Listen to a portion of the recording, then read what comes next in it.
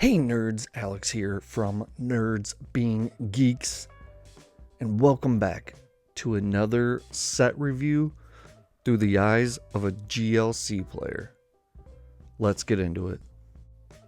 Well. Back to back mid to lower mid sets for GLC. Chaos Rising and now Pitch Black. Nothing from these sets have really been game-changing, meta-defining. So to have back-to-back sets that are just kind of mid is a little disappointing. You're hoping for more of a shakeup. Not to say there wasn't cool cards in Chaos Rising, and there are a few cool cards in Pitch Black, but not as much as I think a lot of people were hoping for. The best thing about this set is that it is named after a Mountain Dew flavor. I want to thank PokemonProxies.com for these scans. When I first started to build this slide, Pokemon Proxies is the site that I pulled the images from, so thank you, Pokemon Proxies. Alright guys, we're kind of scraping the bottom of the barrel with this set.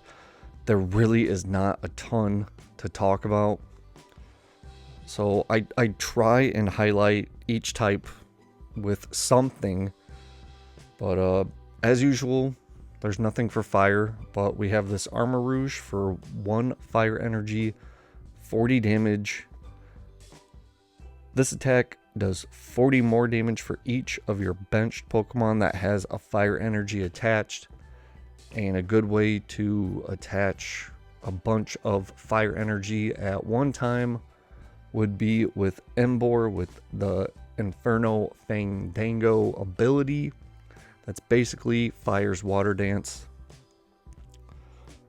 Look, for this card to even be remotely good, you would need Emboar, a stage 2 in the fire deck. Whoa. Moving on. This Wailmer is heckin' cute. I absolutely love the crochet artwork. And this is the optimal Wailmer, 130 HP. And that's all I have to say. Fighting. Nothing's really changing in fighting. There is this Koraidon basic 130 HP. Really, we're going to look at Giga Impact, 2 fighting, 1 colorless, 190 damage, which is a lot of damage. But you have to discard all the energy attached to this Pokemon. Is it worth it? Probably not, but when there's a card that prints 180 damage or higher, I think it's worth at least mentioning. And this Drillbur, that 70 HP, so it's Buddy poppin' searchable. This is probably the best Drillbur because it has Call for Family. Search your deck for 2 basic Pokemon and put them onto your bench. Shuffle your deck afterwards. A perfect starter for a fighting deck that plays this Pokemon family. Probably the Drillmill. Moving on to the card that a lot of people online are talking about. Darkness is getting a Chi-Yu 90 HP basic for 1 energy, Spiraling Envy, 20 damage. If this Pokemon has 2 or more damage counters on it, this attack does 90 more damage. Don't apply weakness for this attack's damage. You get those 2 damage counters on this Chi-Yu. Well, a card we got a few sets ago, this Toxtricity, lets you accelerate energy from the deck to one of your dark Pokemon, and you put 2 damage counters on that Pokemon. And then there's also stadiums like Team Magma's Secret Base. Whenever you play a basic from your hand to the bench, put 2 damage counters on that Pokemon. And I believe Gapejaw Bog is also the same exact as Team Magma's secret base. I personally do not care for this card. This is not what Dark needed, and the fact that people are hyping it up because there's nothing else. There's nothing else for Dark to get hyped about. I don't see this making any type of splash in the Darkness archetype. I think it's a fake card. It's not. I will not be playing it. Metal is getting a new Bastiodon with the Ancient Bulwark ability.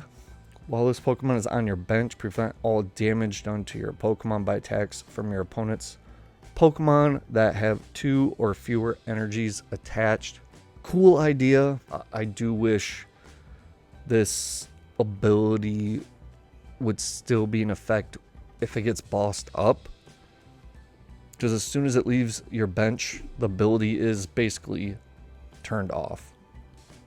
The other issue is that it's a fossil. Fossils can be very tricky, but I absolutely love playing fossils. And it does 160 for 3 energy. It could make players use resources that they don't really want to, like putting 3 energies on an Okidogi or, a Ting-Lu or some of these lower energy attacking Pokemon. And a lot of decks play just the amount of energy that they need. So if you throw something in there like this that can really upset their energy count, it can cause some chaos. But is it worth it? Probably not, but I love testing the fossils out, so I might give it a try. Moving on to colorless. There are some players out there that think this Silvally will be very good in the colorless deck with the Call a Buddy ability. Once during your turn, you may use this ability if you have no cards in your hand. Search your deck for a supporter, reveal it, and put it into your hand. The best way to get your hand size as small as it can is playing the Skwovet with Nest Dash, where you shuffle your hand to the bottom of your deck and draw 1. You're just really hoping that it's a playable card and you can empty your hand out completely. I can definitely see players trying to get this card to work. Skwovet is already a staple in most colorless decks. It seems like a lot of hoops to jump through for me, but I also don't play Skwovet or the Oranguru. I can see this getting pulled off. I'd say one of the biggest talking points of this whole set is this Toucannon Stage 2, 150 HP with the ability Sky Draw. Once during your turn, you may draw a card. No downside, just get to draw a card. And for 1 energy, Feather Rondo, 60 damage. This attack does 20 more damage for each benched Pokemon in play. That is Palkia EX's attack. If you remember that from Standard, you could be hitting 200 damage easy with this Pokemon. Definitely see this being played in colorless. I actually have a second colorless deck that I built that is all birds. Toucannon is definitely going in there. I think this is probably the Pokemon line, something like this, that bird archetype really needed. So I'm actually more excited to put it in that bird deck than I am my current colorless build. Moving on to trainers, not a ton of stuff here.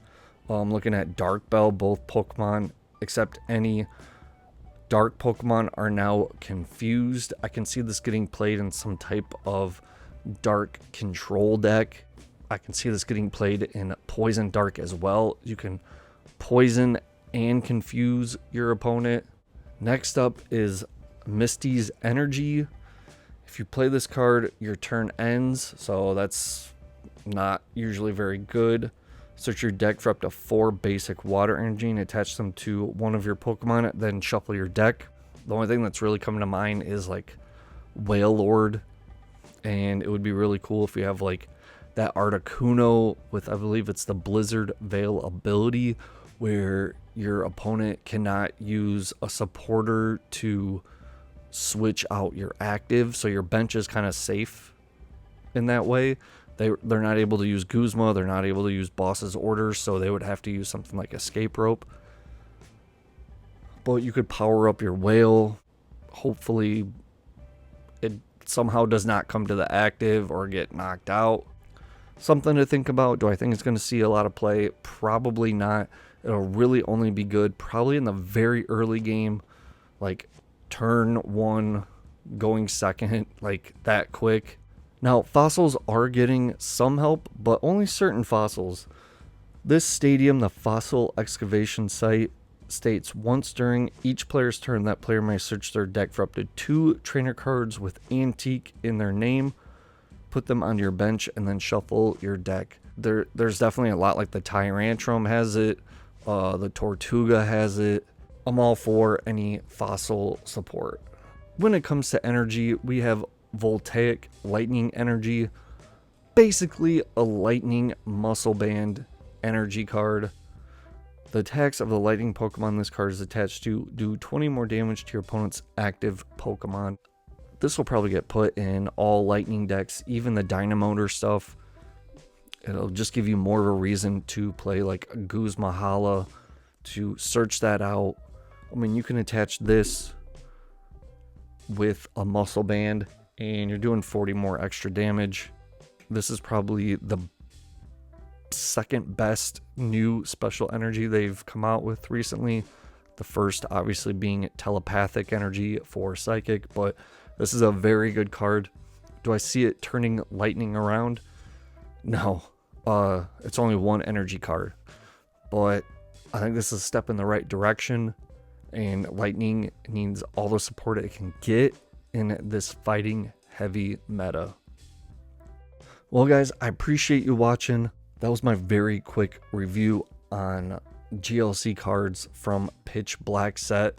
I don't think there's a ton. It's kind of a bummer that it's another very not GLC heavy set.